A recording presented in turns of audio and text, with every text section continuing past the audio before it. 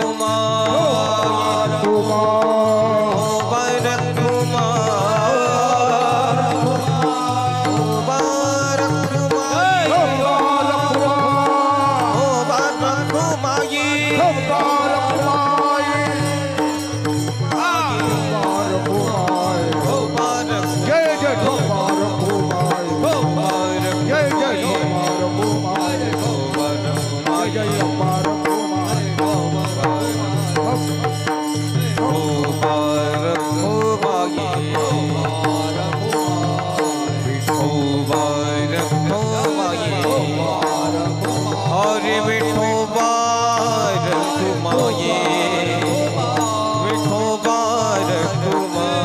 मुबारक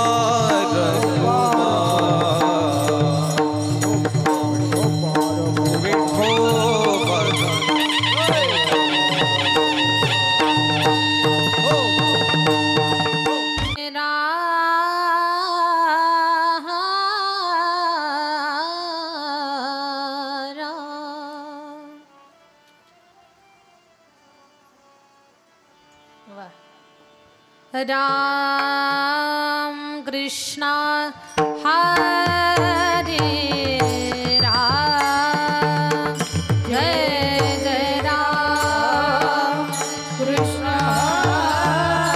हरे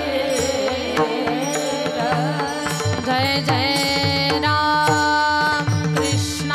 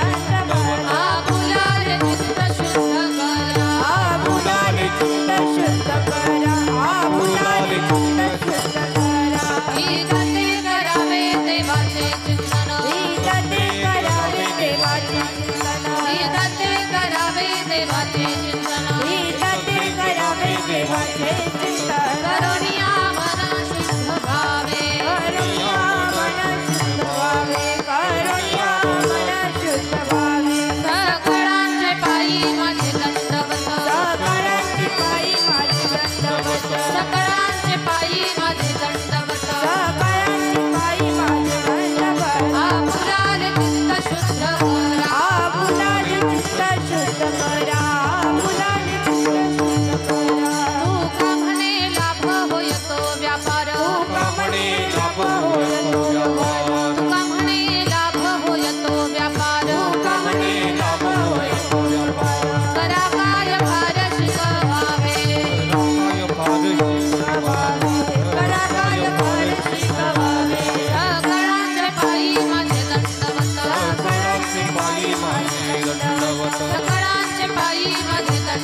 सकळांचे पायी माझे रक्षावता आपुलारे चित्त शुद्ध करा आपुलारे चित्त शुद्ध करा आपुलारे चित्त शुद्ध करा ओंकार कुमाये ओंकार कुमाये ओंकार कुमाये ओंकार कुमाये ओंकार कुमाये ओंकार कुमाये ओंकार कुमाये ओंकार कुमाये ओंकार कुमाये ओंकार कुमाये गुरु कुमाये राम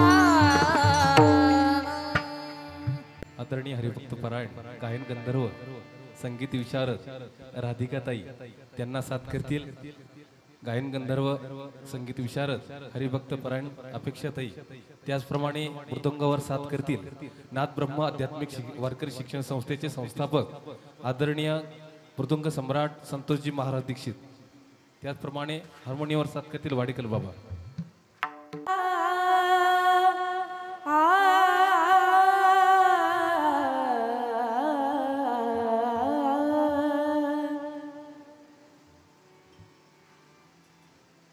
आता तरी पुढे आता तरी पुढे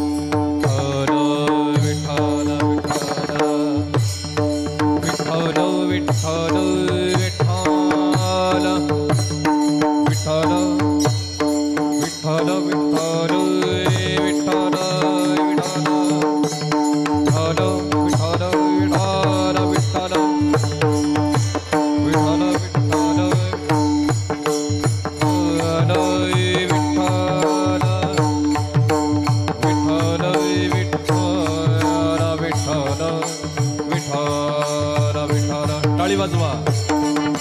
विठ्ठल विठ्ठल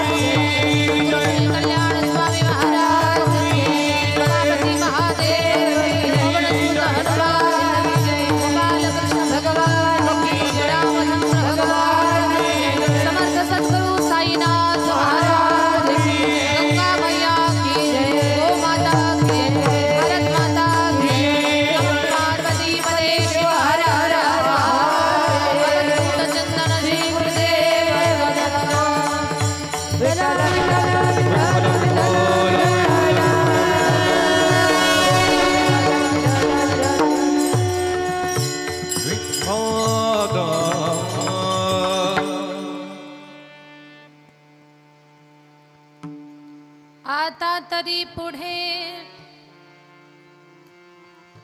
हाची उपदेश नका करू नाश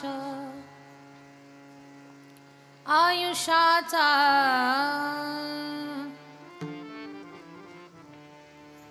सकळांचे पायी माझे दंडवत आपुलाले चित्त शुद्ध करा हित ते करावे देवाचे चिंतन करुणी यामन शुद्ध भावे तुका म्हणे लाभ होय तो व्यापार करा काय फार शिकवावे सकळांचे पायी माझे दंडवत आपुलाले चित्त शुद्ध करा विठ्ठल विठ्ठल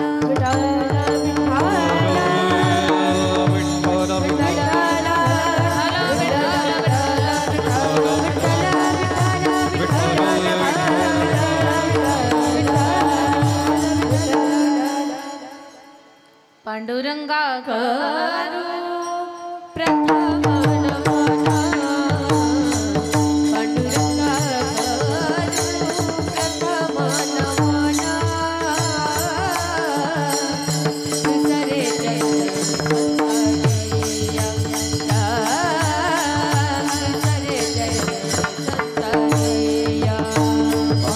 Rama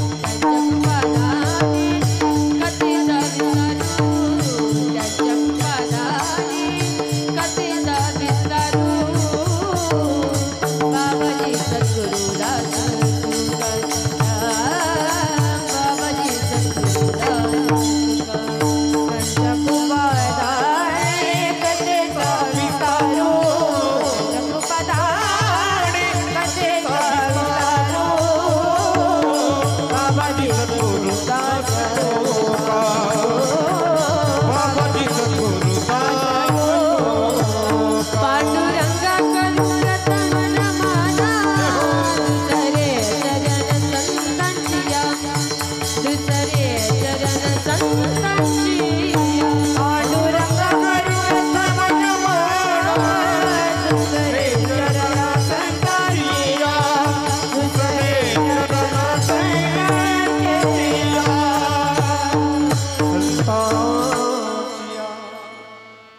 ओम नमो ज्ञानेश्वरा करुणाकरा दयाळा तुमचा अनुग्रह लाधलो पावन झालो चराचरी श्री गुरुचरण सरोज रज निज मनुमुकुर सुधारी बरणौ रघुबर विमल जसो जोदायक फलचारी बुद्धिहीन तनु जानिके सुमिरो पवन कुमार बल बुद्धि विद्या देव मोहि हरहु कलेस विकार जयांचे केलिया स्मरण होय सकळ विद्येचे अधिकरण तीची वंदो श्री चरण श्री गुरूंचे ते नमस्कारुणी आता विठ्ठल विठ्ठल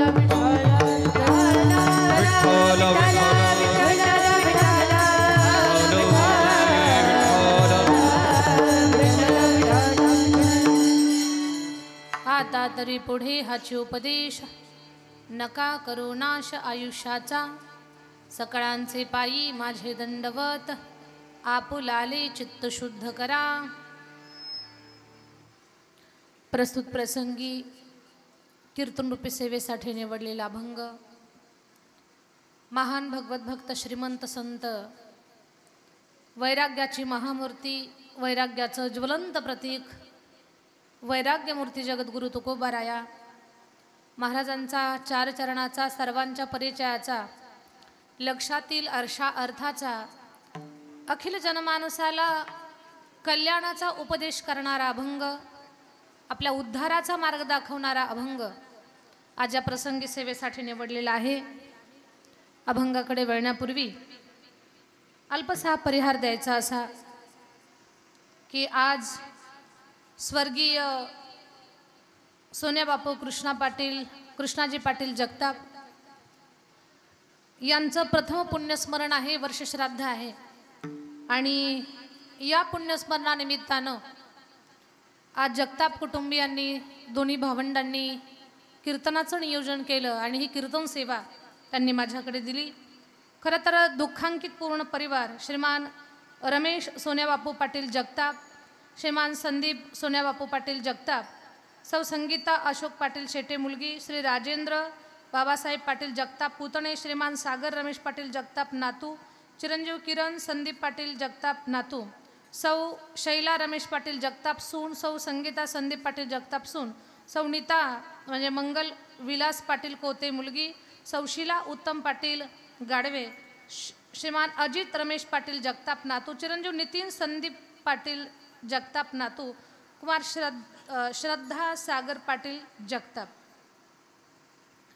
असं हे पूर्ण कुटुंब आपल्या डोक्यावरचं पितृछत्र हरवलंय. या गोष्टीचं प्रचंड मोठं दुःख या परिवाराला आहे. पण या परिवाराला धार्मिक संस्कार आहेत, संप्रदाय कळतो, कीर्तन कळतं, संतांची सेवा कळते, साईबाबांच्या संस्थांमध्ये कुटुंब सेवेसाठी आहे. त्याच्यामुळे धार्मिकता पिढ्यानपिढ्या यांच्या परिवारात आलेली आहे. खरं तर ज्या पित्यानं घडवलं, वाढवलं, जगायला शिकवलं, बोटाला धरून चालायला शिकवलं, संस्कार दिले, ज्या वडिलांनी आपल्यासाठी खूप काही दिलं, त्या वडिलांच्या ऋणातून आपण ऋणमुक्त तर होऊ शकत नाही. पण त्यांच्या स्मरणार्थ आपण काहीतरी चांगलं करावं या पवित्र भावनेनं या कुटुंबियांनी हरिकीर्तनाचं जे नियोजन केलं ही अतिशय कौतुकास्पद गोष्ट आहे की आपल्या गेलेल्या माणसाच्या स्मरणार्थ त्यांना सद्गती प्राप्त व्हावी याच्यासाठी धार्मिकतेशिवाय किंवा धार्मिक गोष्टीशिवाय दुसरा कुठलाही पर्याय नाही आहे. आणि खरं तर स्वर्गीय जगताप बाबांचं जे जीवन होतं, जे व्यक्तिमत्व होतं, ते फार साधं सरळ निष्पाप जीवन. या कुटुंबाचा माझा मागच्या 4-5 वर्षापासून संपर्क आहे. त्यांच्या आईच्या पुण्यस्मरणालाही कीर्तन माझंच होतं आणि याच ठिकाणी होतं. आज त्यांच्या वडिलांच्या स्मृतीला कीर्तन करावं लागतंय. खरं तर एका बाजूनं वाईटही वाटतंय की अशी कीर्तनं माझ्याकडे येत आहे. पण या कुटुंबाचा माझा खूप स्नेह आहे. खरं तर शिर्डीमध्ये आमचे संदीप भाऊ बागुल असतील, आमचे गोपीदादा ताते असतील, मोठे जगताप भाऊ, छोटे जगताप भाऊ, हे जी सगळी माणसं आहेत ना, तर ही अगदी आमची कुटुंबीय सगळी बनलेली आहेत. मी कधी हक्कानं यावं आणि माझ्या भावांचं घर आहे, माझ्या हक्काचं ठिकाण आहे, या भावनेनं मी या सगळ्या मंडळीकडे यावं. आम्ही आलो म्हणजे यांनाही वाटत नाही कुणीतरी आपल्याकडे नवखी व्यक्ती आली म्हणून, आपल्याच परिवारातलं कुणीतरी आपल्याकडे आलंय, ही भावना या कुटुंबियांची आहे. अगदी आजही स्वर्गीय जगताप बाबांच्या स्मृतीमध्ये मला कीर्तन करावं लागतंय. आणि जेव्हा जेव्हा जेव्हा यांच्या घरी माझं येणं झालं त्या वेळेला बऱ्याच वेळेला जगताप बाबांच्या सोबत बोलणं असेल, प्रत्यक्षात त्यांच्यासोबत संवाद असेल, या बऱ्याच काही गोष्टी, मग त्यांनी चर्चा करावी अध्यात्माबद्दल, अशा काही खूप चर्चा वगैरे त्यांच्यासोबत माझ्या झालेल्या आहेत. आणि आपल्या सगळ्यांना माहिती आहे की वयाचे 88 वर्ष ते आपल्यामध्ये होते. 7वी पर्यंत त्यांचं शिक्षण झालेलं. वयाच्या 20व्या वर्षी गणेश कारखान्यामध्ये नोकरीला लागले. स्वतः व भावाला सोबत घेऊन शेतीचा व्यवसाय त्यांनी केला. बाबांनी नोकरी करताना धार्मिक कामे, बहिणी भाचीकडे लक्ष ठेवून सगळं अगदी धार्मिकता आपल्या जीवनामध्ये जोडली. सगळ्या कुटुंबियांकडे त्यांनी लक्ष दिलं. गावात त्यांना मामा या नावाने लोक आवाज द्यायचे. खरं तर गाव पातळीवरती मामांचं म्हणजे जगताप बाबांचं खूप मोठं योगदान होतं. कुणाच्याकडे लग्न असेल, कुठं दहावा असेल, कुणाच्या मौतीचा कार्यक्रम असेल, तर अशा वेळेला माणसं थोडीशी अंग राखून राहत असतात, स्वतःचा बचाव करत राहत असतात. पण अडचणीच्या प्रसंगी लोकांच्या अडीअडचणीला समोर अगदी धाडसानं उभं राहणारं हे व्यक्तिमत्व, प्रत्येकाच्या सुखदुःखामध्ये त्यांचं खूप मोठं योगदान आहे किंवा त्यांचा खूप मोठा सहभाग होता. तसं हे जगताप कुटुंबच फार प्रेमळ आहे. फार प्रेमळ माणसं आहेत, ती सरळ माणसं आहेत, निष्पापपणाची माणसं आहेत. काही स्वार्थ नाही, काही नाही, अगदी सरळ सरळ मनानं जीव लावावा आणि माणसं जोडावेत, एवढं हे छान कुटुंब आहे. ही या कुटुंबाला जी वळण आहे किंवा जे संस्कार आहेत हे यांच्या आईवडिलांच्यामुळे त्यांना प्राप्त झालेलं सगळं हे संस्काराचं धन आहे. जगताप बाबांनी साईबाबा सेवेमध्ये देखील खूप मोठं मोलाचं काम केलेलं आहे. म्हणजे बाबांच्या पालखीत सहभागी होणं, रथाच्या मिरवणुकीमध्ये अभंग म्हणणं, भारुडं म्हणणं, आणि बाबांच्या उत्सवामध्ये त्यांनी काशी, हरिद्वार, पंढरपूर या ठिकाणी पायी पाणी आणून बाबांच्या सेवेमध्ये ते अर्पण केलेलं आहे. असं खूप मोठं सेवा कार्य त्यांनी त्यांच्या जीवनात केलं. जगताप बाबांनी साई वीरभद्र भजनी मंडळ तयार करून खूप मोठं मोलाचं सेवा कार्य केलं आणि आजही या भजनी मंडळाच्या माध्यमातून अखंड संप्रदायाची सेवा, साईबाबांची सेवा चालू आहे. असं एक धार्मिक व्यक्तिमत्व जगताप बाबा आपल्यातलं हरवलेलं. पण लक्षात घ्या, शरीरानं माणसं हरवतील पण स्वतःच्या कार्य आणि कर्तृत्वानं ते माणसा शिल्लक राहत असतात. आयुष्य माणसाच्या शरीराला मर्यादित आहे, पण माणसाच्या कार्याला असं आयुष्य प्राप्त व्हावं की चंद्र सूर्यानं सुद्धा त्या कामाचं कौतुक करावं.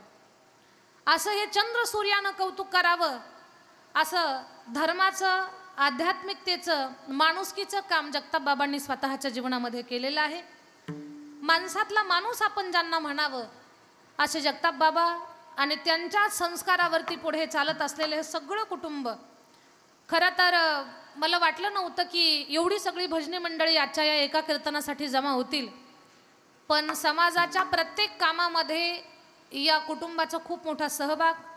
त्याच्यामुळेच आज भाविकांची आणि भजनी मंडळाची जी उपस्थिती आहे, श्री साई वीरभद्र महाराज भजनी मंडळ शिर्डी, श्री साई निर्माण महिला भजनी मंडळ शिर्डी, साकुरी भजनी मंडळ, खडकेवाके भजनी मंडळ, वैजापूर भजनी मंडळ, चिंचपूर भजनी मंडळ, राहता भजनी मंडळ, अशी बऱ्याच गावची भजनी मंडळी इथे आहेत. या सगळ्या भजनी मंडळासाठी एकदा आपण टाळी वाजवूयात. मृदंगाची फार छान अशी साथ देणारे हरिभक्त पारायण आमचे संतोषजी महाराज, दीक्षित. हा, आमच्या संतोष बाबांसाठी एकदा टाळी झाली पाहिजे. फार सुंदर त्यांचं मृदंग वादन आहे आणि सरळ स्वभाव आहे. त्यांचं कौतुक करावं तेवढं कमी आहे. अगदी मी सुरुवातीला ज्यांचं नाव घेतलं आमचे संदीप महाराज बागुल, ही 4-2 माणसं ना, म्हणजे बऱ्याच वेळेला रक्ताची नाती जरी नसली तरी मानलेली नाती एवढी सुंदर असतात. त्याच्यामध्ये आम्ही ज्यांना आमचे भाऊ म्हणतो असे आमचे संदीप महाराज बागुल आहेत. फार सुंदर कंठ आहे त्यांचा, त्यांच्यासाठी पण आपण टाळी वाजवू. आमचे वाडेकर बाबा, त्यांच्या हार्मोनियमचं काय कौतुक करावं, वा क्या बात है, एवढंच मला वाटतं. अप्रतिम त्यांचं हार्मोनियम वादन आहे. त्यांचंही या ठिकाणी व्यासपीठावरनं मी लहान आहे त्याच्यामुळे कौतुक हा शब्द योग्य नाही आहे. त्यांच्या त्या कलेला, त्या गुणाला माझं वंदन आहे. आणि माझी विद्यार्थिनी राधिका, अपेक्षा, बाकी सगळी गुणीजन मंडळी, चोपदार बाबा फार छान विणा घेऊन गेलात. आपण तुमच्यासाठी पण टाळी वाजवतो आम्ही. विणेकरी ताई, तुळस घेतलेल्या ताई, आमच्या सगळ्या महिला भजनी मंडळी आणि चोपदार बाबा, हा आमचे नवनाथ मामा थोरे आणि इकडे काळे मामा. तर ही नेहमीच आमच्या संपर्कात असतात. तिकडे कुठे आले की सगळी मंडळी येत असतात. मला खूप आनंद वाटतो. खूप चांगल्या पद्धतीची साऊंड सिस्टीम आहे. साई माऊली साऊंड सिस्टम या दादाचंही मी या ठिकाणी व्यासपीठावरनं कौतुक करते. आणि माऊली HD हे यूट्यूब चॅनल आमचे ऋषीदादा चॅनल घेऊन आलेले आहेत. कॅमेऱ्यावर मधून या कार्यक्रमाचं शूटिंग, यूट्यूबवरती हा कार्यक्रम तुम्हाला पाहायला मिळेल. जगताप परिवाराचे नातेवाईक, आप्तइष्ट, स्वजन सखे या सगळ्यांच्यामध्ये ईश्वराचं चिंतन करायचं आहे. बरीचशी माझ्या परिचित मंडळी आहे, सगळ्यांचे नाव अचानक लक्षात येत नाही आहे. या जगताप परिवाराचं अगदी नातं प्रेम सांभाळत थेट पांगरी गावावरनं आलेले आमचे बाबा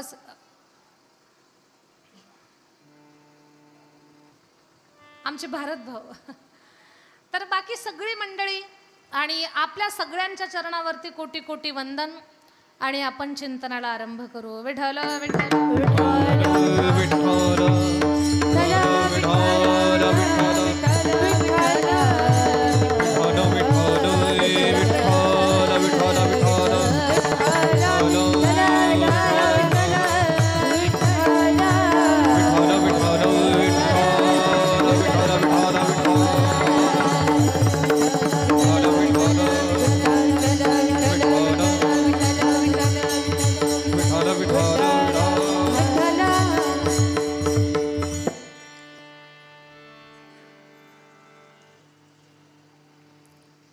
खरं तर कार्तिकाचा पवित्र महिना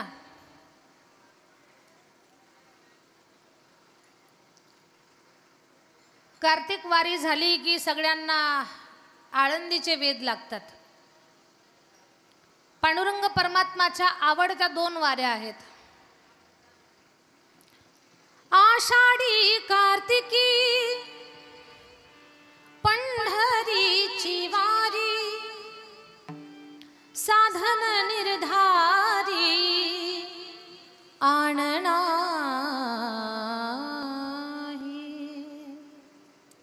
आवडे देवासी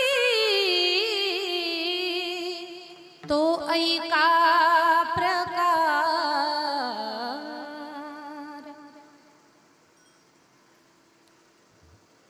आषाढी कार्तिकी पंढरीची वारी, साधन निर्धारी आण नाही. आषाढीला भाविकांची प्रचंड गर्दी असते, तशी कार्तिकीला सुद्धा दिंड्या, वारकरी, पताके घेऊन कार्तिकीला पंढरपुरामध्ये पांडुरंगाला भेटायला जातात. आषाढीला देव झोपी जातात आणि कार्तिकीला जागे होतात. कार्तिक वारी पूर्ण झाली की कार्तिक पौर्णिमेनंतर लोकांना आळंदीच्या वारीचे वेध लागतात. सगळेजण आता आळंदीच्या ज्ञानोबरायांच्या समाधी सोहळ्याकडे तिकडे प्रस्थान करणार, आळंदीला निघणार. काहींची काल आजपासून उद्यापासूनच घाई चालली, काही पिशव्या भरतात. सगळ्यांच्या चित्तामध्ये कार्तिक आळंदी वारीचे वेध लागलेले आहेत. बरं, तिथं काही कुणाच्या घरपोच पत्रिका आलेली नाहीये. तुम्हाला पत्रिका आली का हो? आम्हाला पत्रिका आली नाही. तुम्हाला मेसेज आला का? तुम्हाला फोन केला का? प्रत्येकाच्या मनात माऊली बसलेले आहेत. माऊली माझी आई आहे आणि माझ्या आईच्या समाधी सोहळ्यासाठी मला जायचं आहे, हा भाव प्रत्येक वारकऱ्याच्या अंतकरणामध्ये आहे. इथं फोन पत्रिकेची कोणी वाट पाहत नाही. तिकडे माणसं निघतात का जे अंतकरणामध्ये आहे ती ओढ घेत असतं. जसं की दिवाळी आली की लेकी बाळीला ओढ लागते माहेराची. दिवाळीच्या मुळा लेकी असा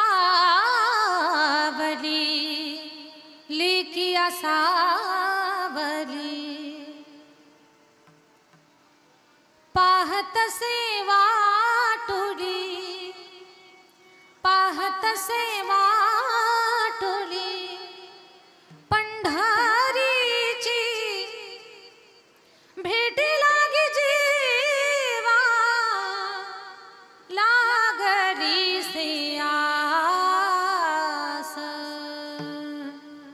लागली से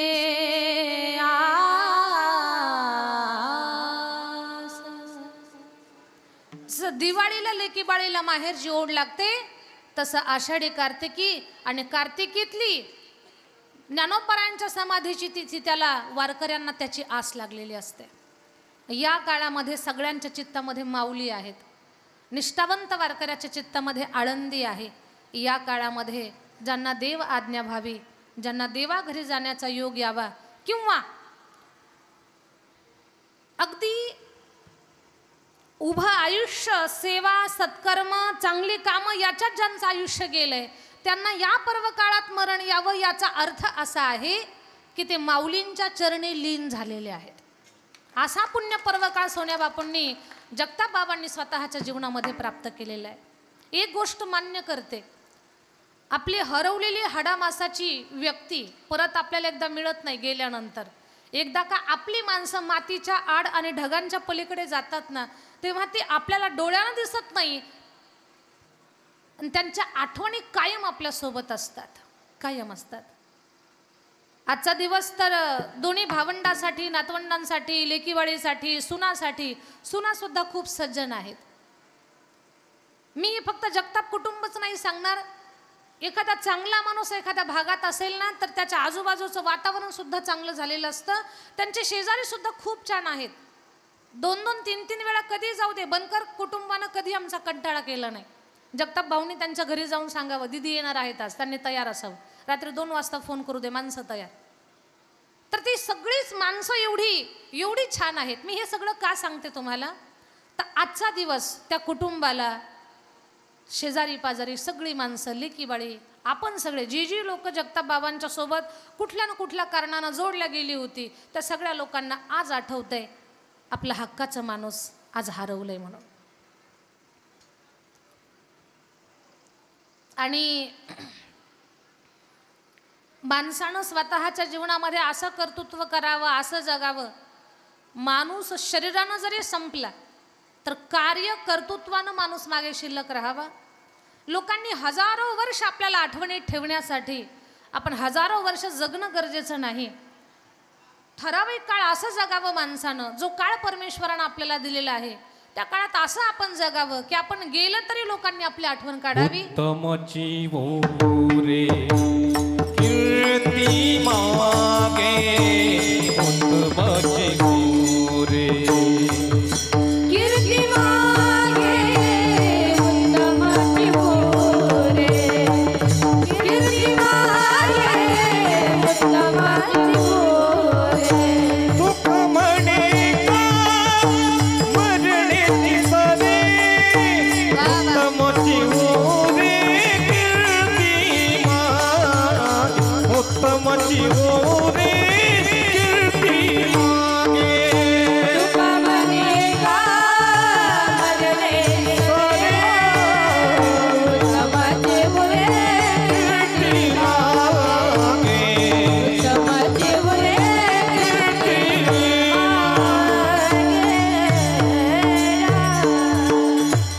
तुका म्हणे का मरणेची सरे आणि उत्तमची उरे कीर्ती मागे. आपण गेल्यानंतर लोकांनी आपली चांगली आठवण काढावी, याला जीवनाची सफलता म्हणतात. ती सफलता अगदी मरणोत्तर लोकांनी आपल्या आठवणीत कीर्तन करावं, लोकांनी एकत्र येऊन सत्संग करावा, हे पुण्य स्वतःच्या जीवनात ज्यांनी कमावलं ते जगताप बाबा. खरं तर या सगळ्या त्यांच्या मरणोत्तर कीर्तन सोहळ्याला पाहून असं म्हणावं असं वाटतंय, याचसाठी केला होता अट्टहास, यासाठी केला होता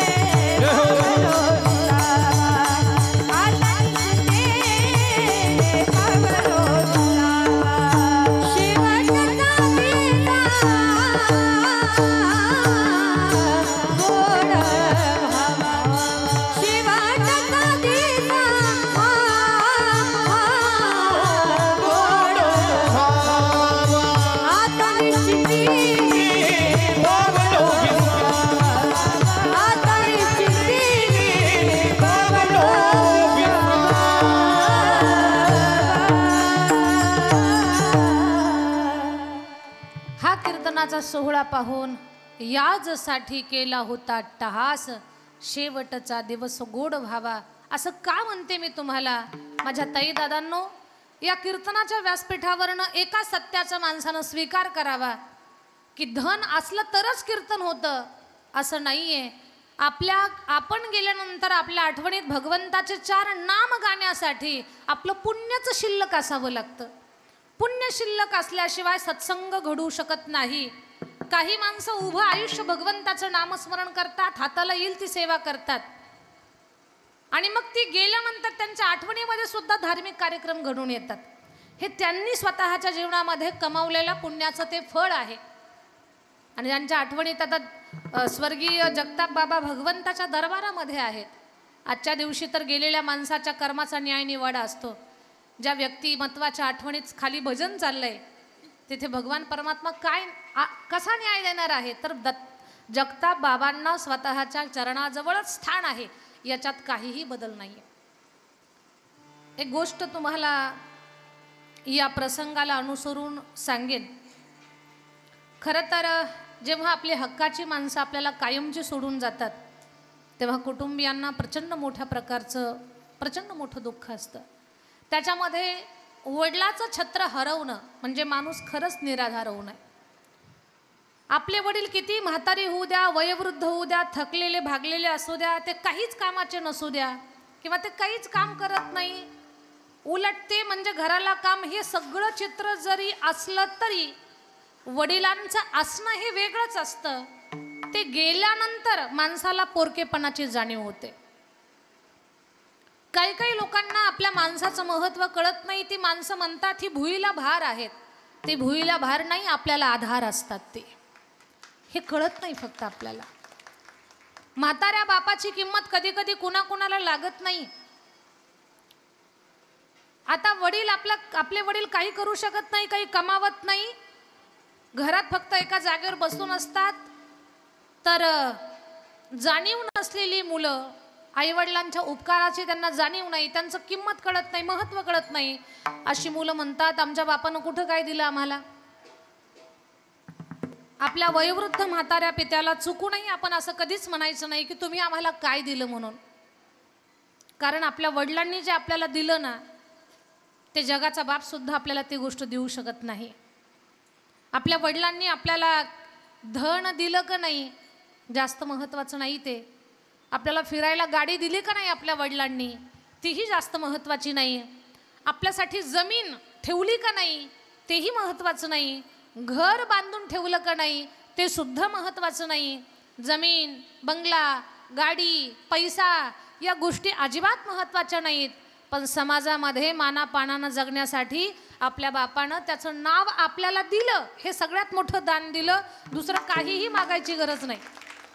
त्याचं नाव आपल्यासोबत आहे, हे सगळ्यात मोठं दान दिलं. पण कधीच आपल्या म्हाताऱ्या बापाला तुम्ही आम्हाला काय दिलं हा प्रश्न कधीही करायचा नाही, कधीच नाही करायचा.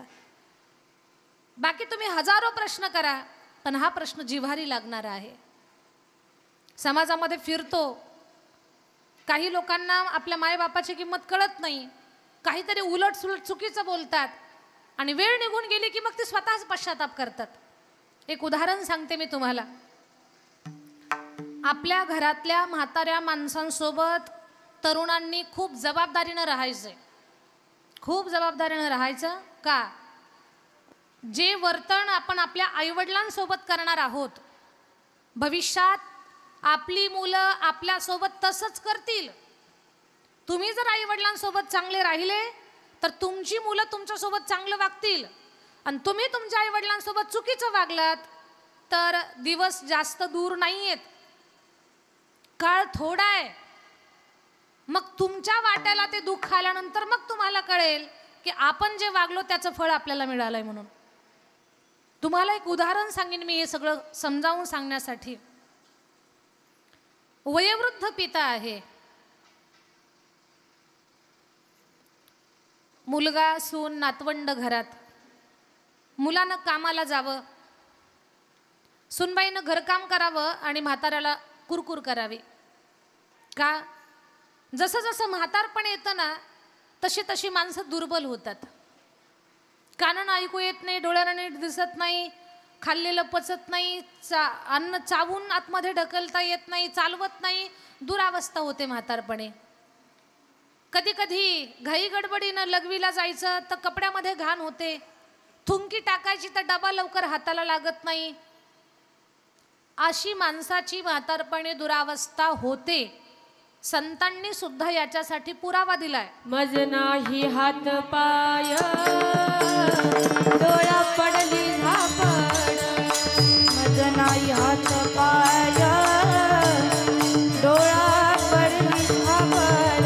कर्ण हे बधीर झाले वाचा बोले बोबड, कर्ण हे बधीर झाले वाचा बोले बोबड.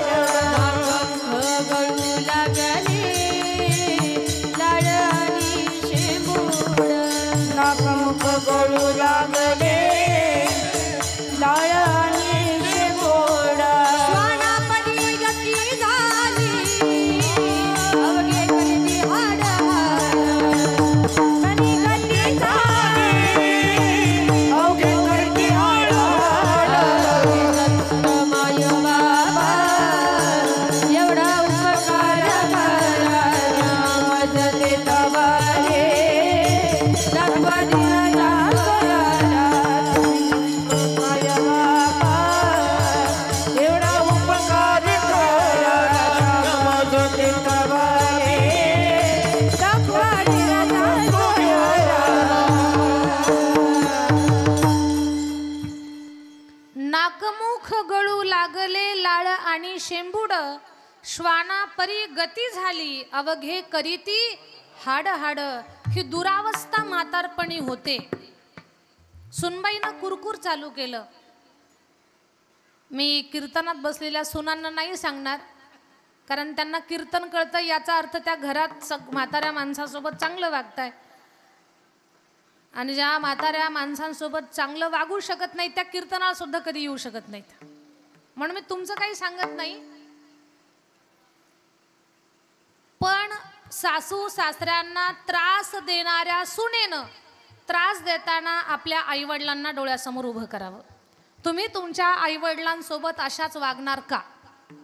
जर तुम्ही तुमच्या आईवडिलांसोबत अशा वागणार असाल तर मग सरळ वागा, तुम्हाला कोणी काही बोलणार नाही. पण आईवडिलांना तुम्ही काय कसं वागतात त्यांच्यासोबत, आणि सासू सासऱ्यांसोबत असं असं असा भेद का? हे का तुमच्यामध्ये असं मनात द्वैत आहे? याचा अभ्यास करा. आईवडिलांनी तुम्हाला 18-20 वर्ष सांभाळलंय, पण सासू सासऱ्यांनी काळजाचा तुकडा तर तुम्हाला दिलाच, पण त्यांनी घाम गाळून कष्ट करून मिळवलेली प्रॉपर्टी मुलासहित तुम्हाला देऊन टाकली. आणखी काय द्यायचं त्यांनी तुम्हाला, याचा पण विचार केला पाहिजे. आणखी काय द्यावं? खरं तर पंडित प्रदीपजींच्या कथेतून खूप काही गोष्टी शिकायला मिळतात. शेजारणीला किती पण चहा पाजा आणि किती पुरणाच्या पोळ्या खाऊ घाला, म्हणजे तुम्ही खाऊ घालू नका आणि चहा देऊ नका असं काही मला म्हणायचं नाही. सगळ्यांसोबत प्रेमानं राहा. पण काही लोक असं वागतात, शेजारणीला पुरणाची पोळी खाऊ घालायची, शेजारणीला दिवसातून 3 वेळा चहा विचारायचा, आणि सासूला दुधाऐवजी चहात पाणी टाकून चहा द्यायचा. सासूला चहा द्या नाही तर पाणी उकळून द्या, ती तिची प्रॉपर्टी तुम्हालाच देणार आहे. आणि शेजारीला पुरणाच्या पोळ्या खाऊ घाला, ती तिची प्रॉपर्टी तुम्हाला कधीच देणार नाही. हे लक्षात ठेवलं पाहिजे माणसाने. नाही, कधीच देणार नाही. याचा अर्थ शेजारीने जीव लावू नका असं म्हणायचं नाही. शेजार धर्म आहे तो आपण सांभाळला पाहिजे, पण आपल्या घरातल्या माणसाचं महत्त्व आपल्याला समजलं पाहिजे, त्यांची किंमत आपल्याला कळाली पाहिजे. त्यांनी आपल्याला काय दिलंय, भले रागावत असतील, बोलत असतील, टाकून बोलत असतील, मग आपले आईवडील आपल्याला रागवत नाहीत का? का लहानपणापासून 20 वर्षापर्यंत कधी रागवलेच नाही आपल्याला? असं कधी घडलंय का आपल्या जीवनात? सासू सासरे यांना जर आपण आई आणि वडील या भूमिकेत पाहिलं ना, तर आपलं कुटुंब, आपलं घर, आपलं जीवन स्वर्गापेक्षा पण सुंदर होईल. फक्त ते जगता आलं पाहिजे आपल्याला. पण आता अलीकडे खूप शिक्षण झालं, खूप अभ्यास झाला आणि मोबाईलचा वापर कामापेक्षा जास्त झाला. मोबाईलमधून जे घ्यायचं ते घेतलं नाही, जे नको तेच डोक्यात भरलं. त्याच्यामुळे माणसाचं जीवन विस्कळीत झालेलं आहे सध्या. तर माझं बोलणं लक्षात घ्या. ती जी सून होती ती सारखी तिच्या सासऱ्याला कुरकुर करायची, सारखी कुरकुर करायची. नंतर तर तिनं मालकाचे कान भरायला चालू केलं. सारखी सासऱ्याबद्दल बोलते की तुमचे वडील घरात घाण करतात, असं करतात, तसं करतात, तसं करतात. रोज रोज तेच गाणं म्हटल्यावर कधीतरी माणूस वैतागून जातो. आणि मग तिनं तर एक दिवस निर्णायकच बोलली. ती म्हटली तुमच्या घरात एकतर तुमचे वडील राहतील, नाहीतर मी राहील. एकतर वडिलांना घरात ठेवा आणि त्यांना घरात ठेवायचं असेल तर मी घर सोडून जाते, आणि मला घरात राहू द्यायचं असेल तर त्यांना बाहेर काढा. खूप मोठी पंचायत झाली त्या माणसाची की आपल्या बापानं आपल्यासाठी काय केलं हे त्या मुलाला माहिती होतं.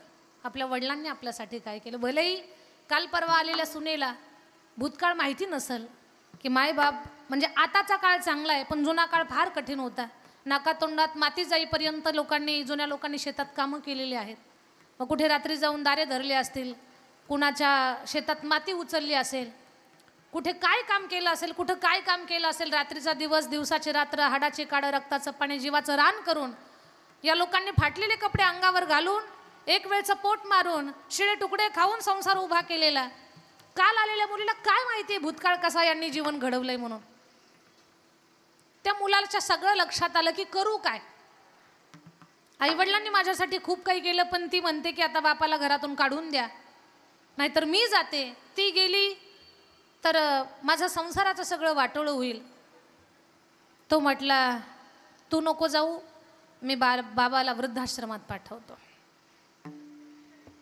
त्यानं बाप खांद्यावर टाकला, कपड्याची पिशवी, औषधाची पिशवी घेतली, काय लागतं तेवढं घेतलं आणि वडिलांना घेऊन वृद्धाश्रमाकडे निघाला. घरून निघाल्यापासून बाप एक शब्द सुद्धा बोलला नाही. त्याच्या डोळ्याला अश्रूचा एक थेंब सुद्धा नाही. चांगले वाईट कसलेच हावभाव बापाच्या चेहऱ्यावर नाही. पण आता वृद्धाश्रम 1 किलोमीटर राहिलंय हे कुण्या माणसानं सांगितलं नाही. बापानं 1 किलोमीटरच्या दगडाला वाचलं.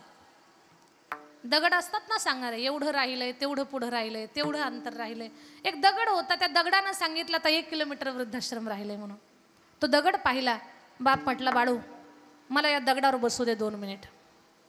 बाप दगडावर बसला आणि म्हातारा बाप त्या दगडावर बसून ढसा ढसा रडायला लागला. हंबरडा फोडला बापानं.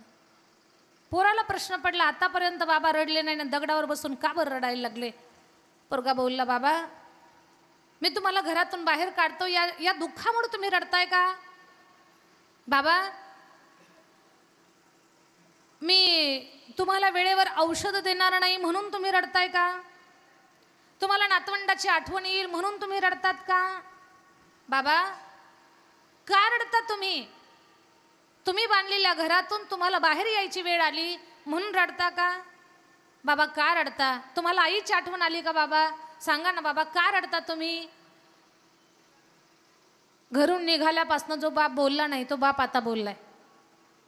बाळू मी बांधलेल्या घरातून तुम्हाला बाहेर काढलंस, मला वृद्धाश्रमात पाठवतोयस म्हणून मी रडत नाही. तुम्हाला वेळेवर गोळ्या देशील का नाही म्हणून मी रडत नाही. माझी नातवंड मला पाहायला मिळतील का नाही म्हणून मी रडत नाही. तुझ्या गेलेल्या आईची मला आठवण येते म्हणून मी रडतोय, असंही काही नाही. बाबा मग याच्यातलं एकही कारण नाही, तुमच्या रडण्याचं कारण काय. सांगितलं त्या म्हाताऱ्या बापानं. बाळा 40 वर्षापूर्वी आज तू जे प्रश्न विचारतोयस ना मला, हे सगळे प्रश्न मी माझ्या बापाला विचारले होते. म्हणे का. म्हणे तुझ्या आईच्या हट्टासाठी मी सुद्धा माझ्या बापाला याच वृद्धाश्रमात टाकलं होतं. माझ्या बापाला खांद्यावर घेऊन आलो होतो. माझ्या बापाला तू विचारलेले प्रश्न मी सुद्धा विचारले होते. बाबा रडता का, गोळ्या देणार नाही का, नातवंड पाहायला मिळणार नाही का, राहत्या घरातून बाहेर काढले म्हणून रडता का. बाबा हजारो प्रश्न मी विचारले होते, फक्त माझ्या बापानं मला तेव्हा उत्तर दिलं नव्हतं. त्या सगळ्या प्रश्नाचं उत्तर आज मला मिळालं म्हणून मी रडतोय. जे प्रश्न माझ्या बापानं मला मी विचारले होते माझ्या वडिलाला, त्या प्रश्नाचं उत्तर आज मला मिळालं की काय दुःख असतं घर सोडल्याचं, काय दुःख असतं आपली माणसं सोडल्याचं, काय दुःख असतं वृद्धाश्रमात जाण्याचं. त्या वेदना ज्या शब्दात मला मांडता येत नाही त्या आता मला जाणवत आहेत, म्हणून मी रडतोय बाळा. माझ्या कर्माचं फळ मला मिळतंय म्हणून मी रडतोय बाळा. फरक एवढाच झाला, माझ्या बापानं मला बोलून दाखवलं नाही, आज मी तुला बोलून दाखवतोय. वाटलं तर शहाणा हो, नाही तर परंपरा अशीच चालू ठेव. बोरगा शहाणा होता का? अधूनमधून आठवडा भजनाला जात होता, कधीतरी साई सेवेत असायचा. त्यानं शहाणा बनला, हुशार झाला. त्यानं दगडावर बसलेल्या बापाला उचललं, खांद्यावर टाकलं, वृद्धाश्रमात नाही सरळ घराकडे निघाला. बाप घरात मांडला, तिला म्हटला तुला वाटलं तर राहा, नाही तर जा, जिथपर्यंत होईल तिथपर्यंत जगतो, नाही तर मेसचा डबा लावून कसंही खाऊन पिऊन व्यवस्थित राहतो. ती पण म्हटली 100 एकर जमीन आहे, कशाला कुठं सोडून जायचं, बसून निवांत राहू. मला एवढं सांगायचं आहे तुम्हाला, आपली माणसं हक्काची, आपल्यावर माया आणि प्रेम करणारी, ती जोवर आपल्या सोबत आहेत ना तोपर्यंतच आपल्याला खरं प्रेम मिळतंय. तोपर्यंत आपल्याला या जगात आपण एकटे आहोत ही जाणीव नाहीये. पण ती गेली ना, सगळं जग आहे तरी माणसाला वाटतं मी एकटा आहे. का? आपल्यावर माया करणारी माणसं आपल्या सोबत जर छत्ररूपानं नसतील, ती गेली की मग माणसाला जाणीव होते. असा माणूस रडणार नाही, पण आई आणि वडील जीवनातली दोन्ही पात्र हरवले ना, माणूस ढसाढसा रडल्याशिवाय राहणार नाही. माझ्या डोळ्यातली आसव कुणी मायेन पुसताना, माझ्या डोळ्यातली आसव कुणी मायेन पुसताना, कसा हुंद का दाटतो या गोष्ट बापाची सांगताना, कसा हुंद का दाटतो या गोष्ट बापाची सांगताना. बाप कर लेकुराचे ओढी, बाप करी जोडी, लेकुराचे ओढी. बाप करे ओढी, लेकुराचे ओढी, बाप करे ओढी, लेकुराचे ओढी. बाप करी जोडी, लेकुराचे ओढी, बाप करी जोडी, लेकुराचे ओढी. बाप करी ओढी, लेकुराचे ओढी, बाप करी ओढी, लेकुराचे ओढी. आपुली कुरवंडी वाळी ओणी, आपुली कुरवंडी वाळ ओणी, आपुली कुरवंडी वाळ ओणी, आपुली कुरवंडी वाळ ओणी. एकाएकी केला विरातीचा मणी, एकाएकी केला विरातीचा मणी, एकाएकी केला विरातीचा मणी, एकाएकी केला विरातीचा मणी. एकाएकी केला विराजीचा दारी, एकाएकी केला विराजीचा दारी, एकाएकी केला विराजीचा दारी, एकाएकी केला विराजीचा दारी. ओ बाप करी जोडी, लेकुराचे ओढी, आपुली कुरवंडी, आपुली कुरवंडी वाळी ओढी. बापा करी जोडी, लेकुराचे ओढी, आपुली कुरवंडी, आपुली कुरवंडी वाळी ओढी. संदीप बाबांसाठी एकदा टाळी वाजवा आपण. फार सुंदर. आपले वडील आपल्यावरती प्रचंड प्रेम करत असतात. त्यांचं असणं म्हणजे आपल्या जीवनाला एक फार मोठा आधार असतो. ती गेल्यानंतर त्यांचं महत्त्व कळतं की ते आपल्या जीवनात किती मोलाचे होते. हे अनेक उदाहरणं देऊन आपण लोकांना सांगतोय आणि या सांगण्यातून बऱ्यापैकी लोकांना त्या गोष्टीची जाणीव होते. काही चुकायला लागले तर सावध होतात, सावरतात आणि काहींचं पुण्य शिल्लक नसेल ते ऐकून सुद्धा पालथ्या गड्यावर पाणी अशी जगतात. तो ज्याचा त्याचा भाग आहे. पण काही बोलण्याचा काही ना काही थोडाफार परिणाम होतच असतो. रोज आपण ऐकलेली उदाहरणं असू दे, पण ऐकलं ना माणसानं, माणसाच्या मनावर थोडा तरी परिणाम होतो. आपले वडील आहेत तोपर्यंत आपल्या जगण्यातला आभास ते आविर्भावच वेगळा आहे. ते गेल्यानंतर माणसाला वाटतंय अरे आज आपण खरंच या जगात पोरके झालो बरं. आज या खरंच जगात आपण आता एकटे आहोत. मग अशा प्रसंगी जेव्हा असं हे भयानक दुःख आपल्या जीवनामध्ये उभं राहतं, या दुःखातून आपल्याला कोण सावरतं? भगवंताचं नाम, सत्संग. कारण हा सत्संग माणसाला सत्याची ओळख करून देतो की बाबांनो दुःखी राहू नका. जाणं जगाचं सत्य आहे. इथं कोणीही अमर नाही ऊरो आले अवतारा, आले अवतारा, तेरते पवारा देवके, तेरते पवारा देवके. येत नाही ऊरो आले अवतारा, आले अवतारा, येरते पवारा येरते पवारा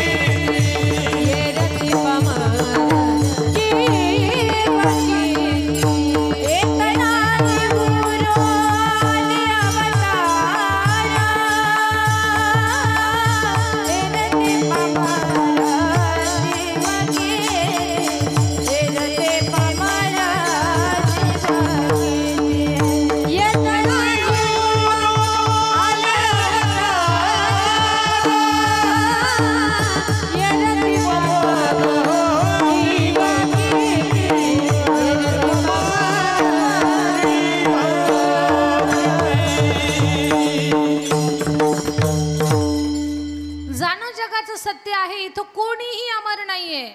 जो जीव जन्माला आला त्याला एक ना एक दिवस मृत्यूला प्राप्त व्हावं लागतं. सावता महाराज सांगतात कोणी दिवशी यम येती चालून, कोणी दिवशी प्राण जाती घेऊन, कोणी दिवशी स्मशानी जाऊन, एकटेच रहावे समयासी सादर व्हावे. जाणं जगाचं सत्य आहे. पण माझ्या ताई दादांनो जायचं तर आहेच आहे, पण आपलं जाणं स्वर्गीय जगताप बाबांसारखं सफल व्हावं म्हणजे आपण गेल्यावर किमान टाळ तरी वाजावा आपल्या आठवणीत. कमीत कमी टाळ. टाळाला साधं समजू नका बरं. टाळ साधारण नाहीये.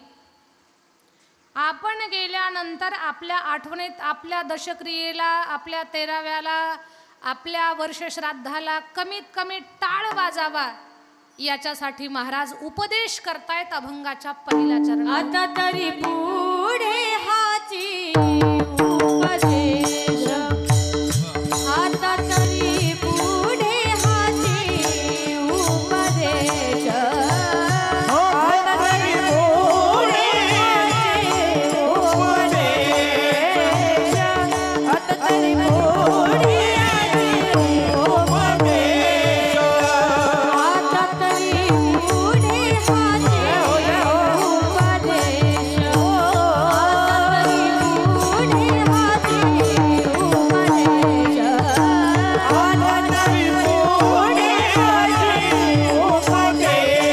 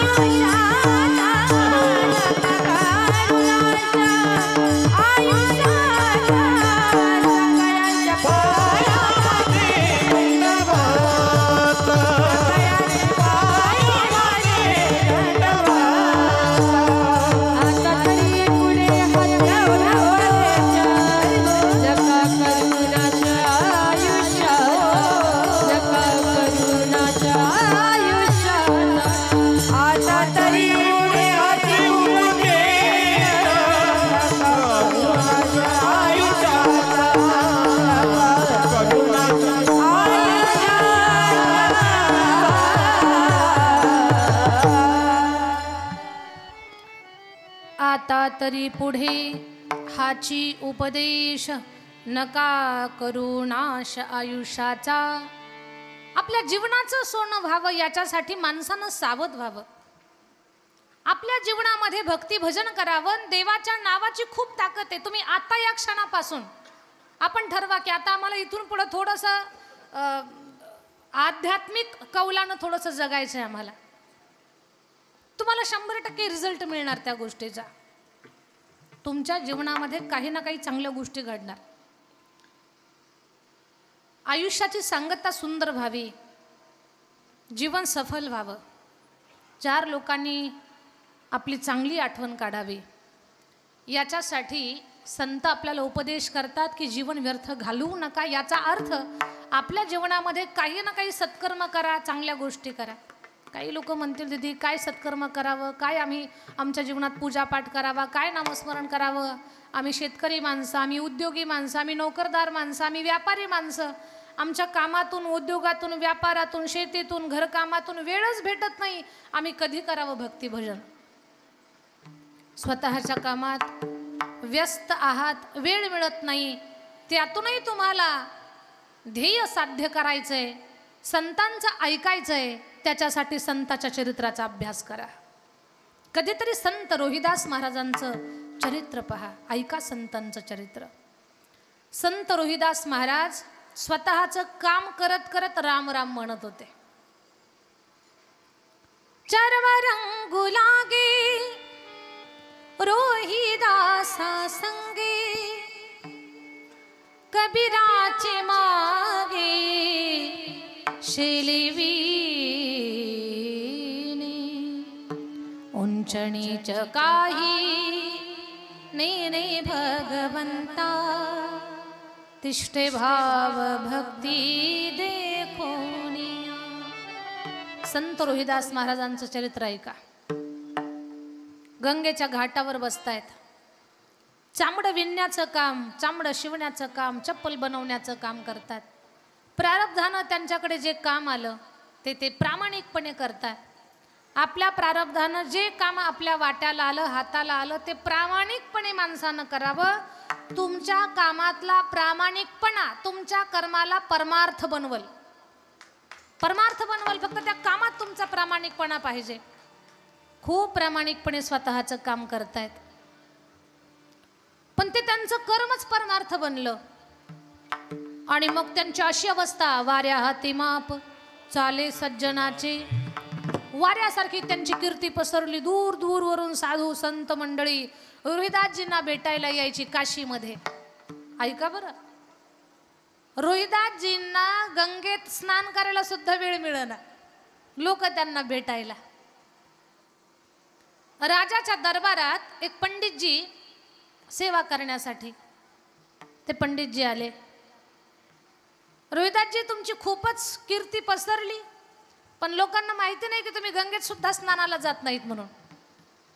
आज खूप मोठा पर्व काळ आहे, आज तरी गंगा स्नानाला चला. रोहिदासजी बोलले, पंडितजी तुम्ही विद्वान माणसं, माझं काही स्नानाला येणं होणार नाही, कारण मला खूप काम पडलंय. पण आज एवढा मोठा पर्व काळ आहे असं सांगतायत, ते एक काम करा, ही 2 फुलं घ्या, गंगा आईला द्या, माझं नाव सांगा. पंडितजी हसले. ठीक आहे म्हणे, आता एवढं काम तुमच्यासाठी करतो, तुम्ही नंतर दक्षिणा द्या मला. 2 फुलं घेतली. पंडितजी आले. अगोदर स्वतःची पूजा केली, राजाची पूजा केली, आणि मग गंगाईला जाताना रोहिदासजींची 2 फुलं दिली. गंगा मा, रोहिदासांनी ही 2 फुलं तुला दिली, घे. रोहिदासांना फुलं दिली हा शब्द जेव्हा गंगेनं ऐकला, तेव्हा गंगामाई म्हणते, पंडितजी रोहिदासानं मला फुलं दिली, मला रोहिदासाला सोन्याचं कड द्यायचं, एवढं द्या. पंडितजीला पाण्यात घाम फुटला. दर.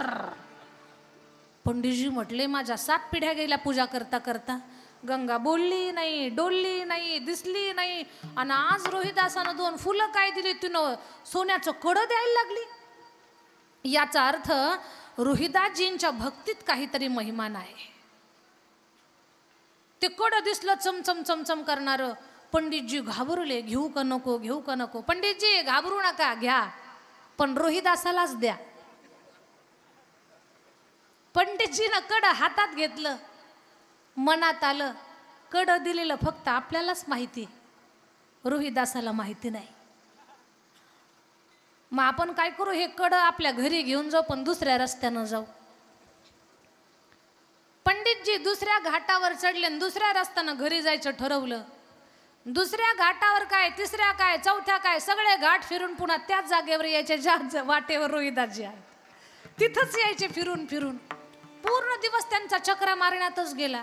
आपल्या भाषेत आपण चकवा म्हणत नाही का, त्यांना ते चकवा झाल्यासारखा झाला. लक्षात घ्या, भले ज्याच्या नावची वस्तू आहे त्याला माहिती नसेल आपल्यासाठी दिली, त्याला माहिती नसेल, पण देणाराची इच्छा होती की तिथे पोहोच झाली पाहिजे, आणि ती मध्येच जर खिशात घातली तर चकवेच बसत असतात. म्हणून दुसऱ्याची वस्तू कधीही खिशात घालायची. पंडितजी दिवसभर चक्रा मारत होते. पंडितजीच्या लक्षात आलं कडा जोपर्यंत रोहिदासजींना देत नाही तोपर्यंत घराचा रस्ता सापडला. पंडितजी म्हटलं चला देऊन टाकू. आले पंडितजी, रोहिदासजी काय तुमच्या भक्तीचं महिमान आहे, तुम्ही 2 फुलं काय दिली, गंगामाईनं सोन्याचं कड दिलं, हे घ्या कड. रोहिदासजी बोलले, पंडितजी या सोन्याच्या कड्याला मी माझ्याकडे ठेवून काय करणार आहे, हे राहू द्या तुम्हाला. पंडितजी म्हटले, पहिलंच माहिती असतं तर कशाला चक्र मारले असतात तिकडे. वा वा वा, रोहिदासजी तुम्ही मनानं पण मोठे आहात, एवढं मोठं सोन्याचं कड तुम्ही मला दिलं. हो म्हणे, राहू द्या तुम्हाला. कड घेतलं, स्वप्न रंगवायला लागले, बायको किती खुश होईल. पण दारात उभे राहिले आणि विचार केला, राहायला घर नाही, खायला अन्न नाही, अंगाला कपडा नाही, सोन्याचं कड घालून उपयोग काय. हे कड विकू, घराची डागडूच करू. रत्न पारख्याला कड दिलं, पैसे घेतले, घर व्यवस्थित केलं. रत्न पारख्याला ते दिव्य कड दिसलं. रत्न पारख्यानं ठरवलं हे कड वितळवायचं नाही, मोडायचं नाही, विकायचं नाही. बायकोला दिलं, घे तुला भेटवस्तू म्हणून. खुश झाली ती. योगायोग, काशीतल्या राजाच्या राणीनं हळदी कुंकवाचा कार्यक्रम ठेवला आणि राज्यातल्या प्रतिष्ठित महिलांना बोलावलं. आता राजाच्या घरी हळदी कुंकवाचा कार्यक्रम, दिवसभर शेतात सोयाबीन काढले, तशा साडीवर जाताल काय? तशी साडी, विंचकलेले केस, तोंडाला लागलेली माती, अशा अवस्थेत जाणार का आपण? व्यवस्थित टाप टीप मेकअप करून, छान साडी घालून, संक्रांतीला जे दागिने घालतात ते सगळे दागिने घालून जाणार का नाही? तशी ती राजाच्या तिथे जायचंय. रत्नपारख्याची पत्नी सुंदर व्यवस्थित टापटी पण ते सोन्याचं कड घालून निघाली. हळदी कुंकवाच्या कार्यक्रमात राणीचं लक्ष फक्त कड्याकडच, दुसरं कुणीकडच नाही. राणी म्हणते, ताई आमच्या छत्राखाली तुम्ही राहता, आम्हीच तुम्हाला द्यावं, आम्ही तुम्हाला काही मागू नये, पण मन राहावं ना, ते कड मला फार आवडलं, देता का? रत्नपारख्याची बायको फार समजदार होती. ती म्हटली, राणी साहेब तुम्ही मागू नका, आमचं भाग्य समजतो की आम्ही तुम्हाला भेट देऊ. का? राज याची कांता काय भीक मागे, मनाची जोगे सिद्धी पावे, राज याची कांता काय भीक मागे. तुम्ही मागू नका, मी तुम्हाला देते. राणीनं कड घेतलं, पण एकाच हातात कड. राणी म्हटली, असंच असं दुसऱ्याच हातात पाहिजे. राजाला बोलली, महाराज हे असंच कड मला द्या बनवून. राजा म्हटलं, कुठून आणलं? म्हणे रत्नपारख्याच्या बायकोनं दिलं. तिला विचारलं, तू कुठून आणलं? ती म्हटली, मालकानं दिलं. त्याला विचारलं, तुम्ही कुठून आणलं? त्यानं सांगितलं, तुमच्या घरी पूजा करणाऱ्या पंडितजीनं दिलं. पंडितजीला विचारलं, पंडितजी तुम्ही कुठून आणलं? म्हणे गंगामाई माझ्यावर प्रसन्न झाली, तिनं मला दिलं. वा वा वा, पंडितजी गंगा तुम्हाला प्रसन्न होऊन कड देते, वा वा वा, आसाच्या असच दुसरं कड आणा. आणलं तर अर्ध राज्य तुम्हाला, नाही आणलं तर फास तयार ठेवतो. पंडितजीला हसता येईना रडता येईना, गोंधळून गेले. मिळालं तर अर्ध राज्य, नाही भेटलं तर गळ्याला फास. काय करावं, 8 दिवस झोप नाही, बेचैन झाले. खाल्लेलं गोड लागना, खाल्लेलं पचना. उगीच कडं घेतलं, डोक्याला ताप झाला. पंडितजी फुल टेन्शनमध्ये. रोज पहाटे उठून गंगेची प्रार्थना करायची. गंगा हू नाही, चू नाही, काहीच नाही. पंडितजीच्या लक्षात आलं गंगा आपल्याला अगोदरही प्रसन्न नव्हती आणि आताही ती कडं देणार नाही. रोहिदासजी शिवाय पर्याय नाहीये. रोहिदासजी, काय पंडितजी एवढे खराब का झालात? हा म्हणे जरा संकट आलंय माझ्यावरती. म्हणे काय संकट आहे? म्हणे संकट सांगण्यापेक्षा एक माझ्यावरती एक उपकार करा. त्या दिवशी ती 2 फुलं नाही का दिली, तशीच फुलं द्या मला. अजूनही पंडितजी चुकतात. त्यांना वाटतं ते फुलं दिली म्हणूनच कडं मिळालं काय. पंडितजी कशाला फुलं पाहिजेत? अहो म्हणे खूप मोठं संकट आलं, ते कडं राजापर्यंत गेलं. राणीनं सांगितलंय की कडं पाहिजे. कडं दिलं तर अर्ध राज्य, नाही तर गळ्याला फास. माझी लेकरं बाळ मला डोळ्यासमोर दिसताय, माझी बायका लेकरं डोळ्यासमोर दिसताय. झोप येईना, खाल्लेलं गोड लागना, मरण डोळ्यासमोर दिसायला लागलं. तेवढी 2 फुलं दिली तर माई कडं तरी मला देईल. पंडितजी, गंगेतून कडं प्राप्त करण्यासाठी फुलांची गरज नाही, अंतःकरणातल्या भावाची गरज आहे. म्हणे कसं? आणि गंगेला घाटावर जायची गरज नाही, माझ्या कुंडात गंगामाई आहे. म्हणे खरं? हो म्हणे खरं. म्हणे मग कडं इथूनच देणार का? हो म्हणे इथूनच कडं देतो. चांबड्याचं कुंड, त्या कुंडातल्या पाण्याला गंगा हिचं स्मरण करून प्रार्थना केली. हे मा, हे गंगा मा, माझ्या कुंडामध्ये जर तू वास्तव्य करत असशील आणि रोज माझी सेवा तू जर स्वीकारत असशील तर याच कुंडातून तू मला सोन्याचं कडं दे. पंडितजी, रोहिदासजी, एक कडं काय, 1000 कडे मागा, मी सेवेत तयार आहे. गंगाबाई म्हणते. हात बाहेर निघाली, सोन्याचं कडं आशाच्या असच. पंडितजी थरथर थरथर कापायला लागले. म्हणे काय चमत्कार आहे. कडं घेतलं पंडितजीनं हातात, रोहिदासजीने देऊन टाकलं त्यांना. पण पंडितजीला प्रश्न पडला. पंडितजी म्हणतात, रोहिदासजी, या चांबड्याच्या कुंडात गंगा कशी? रोहिदासजीनं सांगितलं, पंडितजी, मन चंगा तो कठोती में गंगा. मन जर गंगेच्या पाण्या एवढं निर्मळ असेल तर आपल्या चांबड्याच्या कुंडात सुद्धा गंगा वास्तव्य करेल. आता मला सांगा, ज्या रोहिदासजीला म्हणजे जात होते गंगा स्नानाला, पण जास्तीचा वेळ मिळत नव्हता, स्वतः जागेवर बसून भजन करत होते, त्यांना गंगामाई प्रसन्न झाली काय? साक्षात ईश्वर त्यांच्या सोबत त्यांचं काम करू लागत होता. त्यांचं कर्मच भक्ती बनलं. ते कुठं घरदार काम धंदा सोडून गेले का? नाही. काम करत करत त्यांनी रामराम गायला. कामामध्ये काम काही म्हणा, राम राम जाईल भवश्रम, सुख होईल दुःखाचे. कामामध्ये काम काही म्हणा, राम राम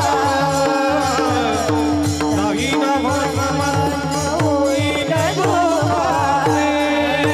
कळो येईल अंधकारी प्राण प्रयाणाचे वेळी, कळो येईल अंधकारी प्राण प्रयाणाचे वेळी. कळो येईल अंधकारी प्राण प्रयाणाचे वेळी. राहती निराळी रान बोले सकळ, कळो येईल अंधकारी प्राण प्रयाणाचे वेळी. राहती निराळे रान बोले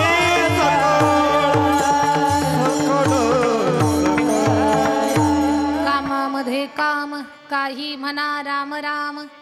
तुमचं काम करत करत रामाचं भजन करा. सावता महाराजांनी कांदा मुळा भाजी अवघी विठाबाई माझी, स्वतःचं काम करत करत देवाचं भजन केलं. सगळे संत आपल्याला शिकवतात स्वतःच्या चरित्रातून, बाबांनो, जीवन सफल व्हावं याच्यासाठी आता तुम्ही सावध झालात ना, या क्षणापासून आपलं काम करत भगवत भजनाला चालू करा, देवाच्या भजनाला आरंभ करा. सावध व्हा.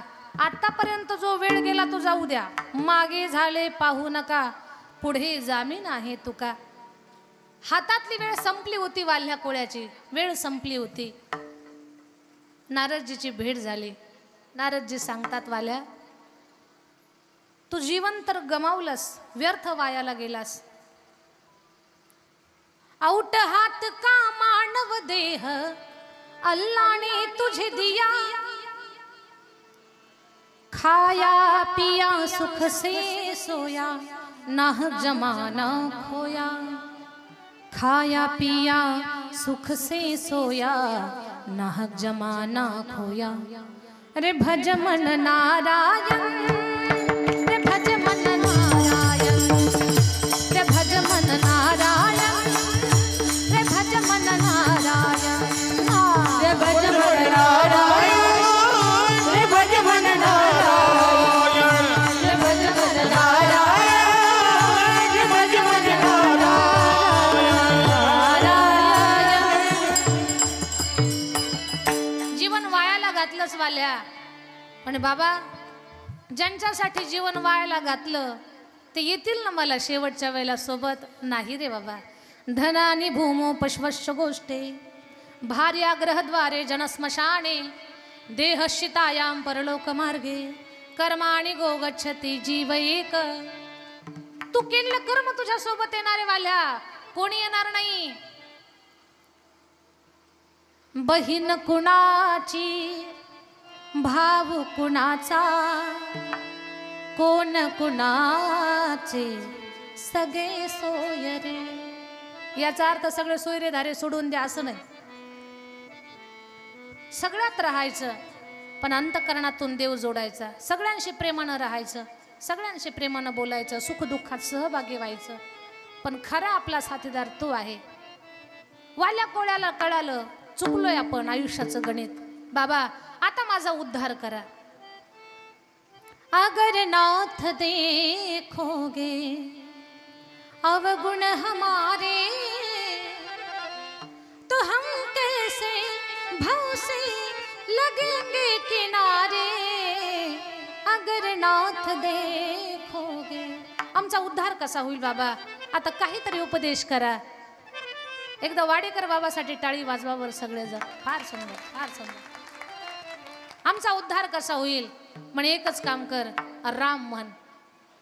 बाबा मोहरी एवढ्या खड्यानं 7 रांजणं भरली हो, एवढी माणसं मारली. आपण तेवढ्या मुंग्या सुद्धा मारलेल्या नाहीत. माश्या तर दूरच राहिल्या, त्या हाती लागत नाहीत. पण तेवढ्या मुंग्या सुद्धा मारलेल्या नाहीत आपण. यानं माणसं मारली. 7 रांजणं मोहरी एवढ्या खड्यानं भरली. बाबा माणसंच मारली. राम तोंडाला येऊ शकत नाही. मला एकच येतंय, मरा मरा मरा. काही हरकत नाही, तेच म्हण, पण भक्तिभावानं म्हण. मग चालू केलं, मरा मरा मरा मरा मरा मरा मरा मरा मरा मरा मरा मरा मरा मरा मरा मरा मरा म्हणता म्हणता राम राम राम राम. राजा राम राम राम सीता राम राम राम. राजा राम राम राम सीता राम राम राम. राजा राम राम राम सीता राम राम राम. राजा राम राम राम सीता राम राम. राजा राम राम राम सीता राम राम राम. राजा राम राम राम सीता राम राम. हो राजा राम राम राम सीता राम राम राम. राजा राम राम राम सीता राम राम राम. राम राम राम राम असं नाम घेतलं रामाचं, अंगावर वारुळ झालं तरी कळालं नाही. मागे काय झालं त्याचा अभ्यास पुन्हा केलाच नाही. चुकलोय आपण. मग ते मागे झालेल्या पापाची सफाई अजूनपर्यंत लोक करतायत. त्यानं एवढी माणसं मारली हो. लक्षात घ्या, कधी कुणाची निंदा करायच्या भानगडीत पडायचंच नाही. कारण त्यांनी केलेलं पाप आपण आपल्या माथी घेतोय. वाल्या कोळ्याचं पाप संपलं. एवढा अधिकार प्राप्त झाला की देव जन्मण्याच्या अगोदर देवाचं चरित्र लिहिलं. रामायण रामाने केलं रामायण. रामायण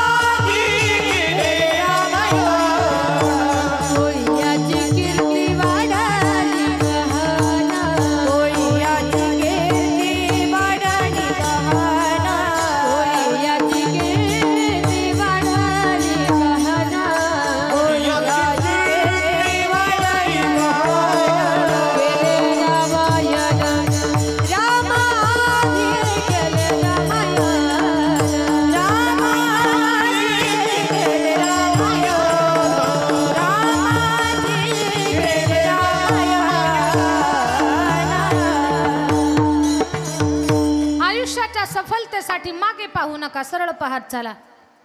आणि आता कुठे आयुष्याचं गणित चुकणार नाही, शिल्लक राहिलेल्या वेळेचं याचा अभ्यास करत चालायचं. आता तरी पुढे हाची उपदेश, नका करू नाश आयुष्याचा. एवढ्यासाठी सकाळांचे पायी माझे दंडवत, आपुलाले चित्त शुद्ध करा.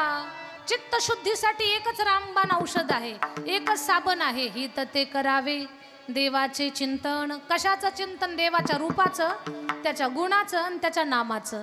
नामरूप गुणाचं चिंतन करा, देवाचे चिंतन कसं करा? करोनिया मन शुद्ध शुद्ध शुद्ध भावे, आणि मग फायदा पहा. तुका म्हणे लाभ होय तो व्यापार, करा काय फार शिकवावे. असं जगलात ना, जसं स्वर्गीय जगताप बाबाच्या आठवणीत कीर्तन होतंय ना, एवढं सुंदर जर आपण जगलो तर नक्कीच आपल्या आठवणीत भागवत कथा होईल. होईलच ना, होईल. पण त्याच्यासाठी तेवढं शुद्ध जगावं लागेल. आणि शुद्ध जगण्याचा एकच मार्ग भजन. विठोबा रखुमाई, विठोबा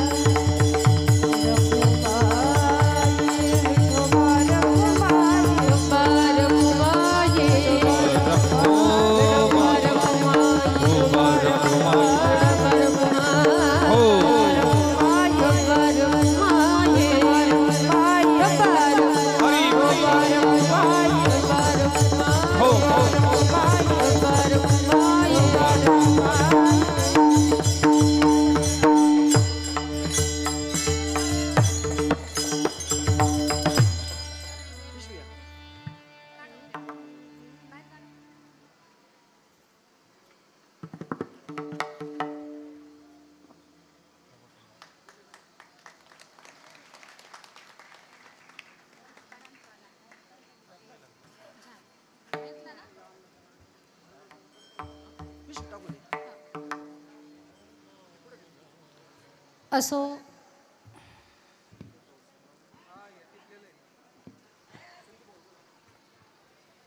असो या जगताप कुटुंबाच्या माध्यमातून आज इथे स्वर्गीय जगताप बाबांच्या स्मृतीतला, सोने बापू जगताप बाबांच्या स्मृतीतला हा वर्षश्राद्धाचा सोहळा आता ज्ञानदान झालं आहे, अन्नदानानं पूर्ण होणार आहे. सकाळी श्राद्ध कर्म पिंडदान वगैरे सगळे आटोपलेली आहेत. या परिवाराचे सगळे नातेवाईक, मित्रपरिवार, स्वजन सखे इथे आलेले आहेत. खरं तर या कुटुंबानं माणुसकीनं, सरळ स्वभावानं, गोड वाणीनं समाजातले खूप चांगली लोक जोडलेली आहेत. त्याच्यामध्ये श्रीमान संदीप भाऊ सोनवणे शिर्डी, संदीप भाऊ असं एक सज्जन व्यक्तिमत्व आहेत की खरं तर आमच्या चकलंबा गावी येऊन आमच्या संस्थानला त्यांनी सदिच्छा भेट दिली आणि नेहमीच आमच्या कल्याण स्वामी संस्थांबद्दल आपल्याला चांगलं काय करता येईल याच्यासाठी संदीप भाऊंचा प्रयत्न. स्वतः एवढे व्यस्त आहेत, आपल्या शिर्डीकरांना सगळ्यांना माहिती आहे. प्रत्येक माणूस स्वतःच्या कामात व्यस्त आहे, पण तेवढ्या व्यस्ततेमधून शिर्डीमध्ये देखील आणि धार्मिक क्षेत्रामध्ये या पंचक्रोशीत धर्मकार्यासाठी कुठे मंदिराचं काम असेल, कुठे मंदिराला कलर असेल, कुठे कुठे सप्ताहात अन्नदान असेल, एखाद्या महाराज मंडळीचं सौजन्य असेल, अशा धार्मिक कार्यक्रमात अगदी अग्रेसर पुढं असणारं व्यक्तिमत्व संदीप भाऊ सोनवणे परिवाराच्या वतीनं त्यांना विनंती आहे की आपण पुढे या.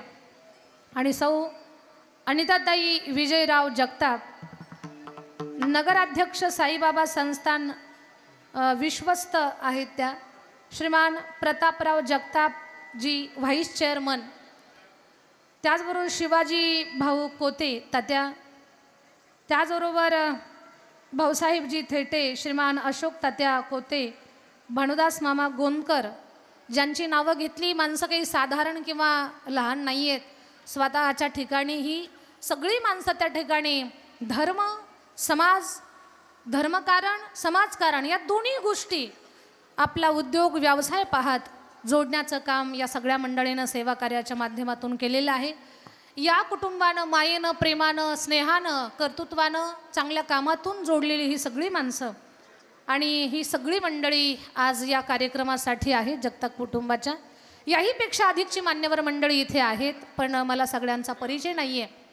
बस 1 मिनटं सगळ्यांनी थांबायचे, कृपया विनंती आहे की 2 मिनटासाठी कुणी मंडप सोडू नका. मला माहिती आहे तुम्हाला घाई आहे, पण मला सुद्धा खूप जास्तीची घाई आहे. मला रात्रीचं कीर्तन फार दूर आहे, त्याच्यामुळे 1 मिनटासाठी थांबा. येणाऱ्या 18 नोव्हेंबरपासून 25 नोव्हेंबरपर्यंत चकलंबा या गावी जिथे आम्ही राहतो तिथे कल्याण स्वामी महाराजांची संजीवन समाधी आहे. खूप जुनं देवस्थान आहे आणि कलशारोहणाचा भव्य सोहळा आयोजित केलेला आम्ही. एवढं सुंदर कार्यक्रम नियोजन केलेले महाराष्ट्रातले अधिकारी ज्येष्ठ कीर्तनकार मंडळी आहेत. पहिल्या दिवशी इंदोरीकर बाबा आहेत, दुसऱ्या दिवशी आदिनाथ बाबा शास्त्री आहेत, तिसऱ्या दिवशी पाचपोर महाराज आहेत, परभणी ज्यांना मालक म्हणतात अच्युत बाबा दस्तापूरकर, पंढरपूर विठ्ठल मंदिर समितीचे सहअध्यक्ष गहिनाथ महाराज औसेकर, अमृत बाबा जोशी, 7वं कीर्तन माझं, 8वा काला अक्रूर कीर्तन केसरी अक्रूर महाराज साखरे. यूट्यूबवरती ज्या गुणवानांना आपण पाहतो ते सगळे गुणवान, गाण्यातले वाजवण्यातले तयारीचे 1 नंबरचे गुणवान मंडळी सगळे एक दिवस कार्यक्रमाला हजेरी लावणार आहेत. महाराष्ट्रात कौतुक व्हावं एवढा सुंदर सोहळा चकलंबा गावी आयोजित केलेला आहे. 11 कोटी नामजपाचा यज्ञ आहे, त्रिकाळ हरिपाठ आहे, वासुदेव काय, भोपी काय, जोगी काय, नाचणारे मोर काय, हजारो टाळकरी आणि पंढरपूर च्या सोहळ्यामध्ये ज्यांच्याकडे लाईटिंग व्यवस्था असते ते लाईटिंगला रोजचा कीर्तनाचा हार पंढरपुरातूनच येणार. कळस पूजनसाठी चकलंबा भोवताल जी गडं आहेत, नारायणगड, भगवानगड, गरीनाथगड, मच्छिंद्रनाथगड, म्हणजे नवनाथांचं वास्तव्य बऱ्यापैकी त्याच भागात आहे. तर त्या सगळ्या गडाचे महंत कळस पूजनासाठी तर येणारच आहेत, पण गुजरातमधून असे संत येणार आहेत की ज्यांनी 22 देशामध्ये लक्ष्मीनारायणाची मंदिर उभी केलेली आहेत. असे संत कळस पूजनसाठी येणार आहेत. अशी थोर थोर साधू संत मंडळी महाराष्ट्र आणि महाराष्ट्राच्या बाहेरून त्या दिव्य सोहळ्यासाठी येणार आहेत. सगळ्यांचं स्वागत अद्भुत असणार आहे. कार्यक्रम सोहळा अद्भुत आहे, न भूतो न भविष्यती असा सोहळा. तिथे पाहण्यासाठी आपण या, त्या सोहळ्याला हजेरी लावा. सगळ्यात पहिलं त्या कार्यक्रमाला तुम्हाला निमंत्रण. आणि दुसरी गोष्ट, खूप मोठ्या स्वरूपात अन्नदान असल्या कारणानं अन्नदान हे ठराविक विशिष्ट कुणाचं नाही, तर सगळ्यांनी. कुणी तेलाचं सहकार्य केलं, आपला कसारा गाव आहे इकडे कोराड्याच्या पलीकडे, त्या लोकांनी 35 तेल डब्याची जबाबदारी घेतली, कुणी 100 पोते तांदूळाची जबाबदारी घेतली, कुणी काय काय काय. तर अन्नदानासाठी आपल्या सर्व भाविकांना माझी विनंती आहे या व्यासपीठावरनं, अन्नदानासाठी तुम्हाला जर वाटलं की ताई आम्हाला अन्नदानात छोटेखानी काही ना काही सहकार्य करायचं आहे, तर अन्नदानासाठी आपण सहकार्य करू शकता. मी पावती बुक आणलेलं आहे, रीतसर पावती घ्या आणि रीतसर पावती घेऊन आपण अन्नदानासाठी सहकार्य करा. त्या अन्नदानातून कुठेतरी तुमच्या पदरी पुण्यफल प्राप्त व्हावं. असंही सेवेसाठी फकीराचा वेश धारण करून गळ्यात जोडी अडकून आम्ही महाराष्ट्रभर प्रवास करतोय. असंही आपल्या संस्थांवरती 250-300 मुली कथा कीर्तनाचा अभ्यास करताय, गोरगरिबाची लेकरं शिकताय. त्या पुण्याच्या कामामध्ये आपणही थोडासा पुण्याचा वाटा घ्यावा आणि सहकार्य करावं.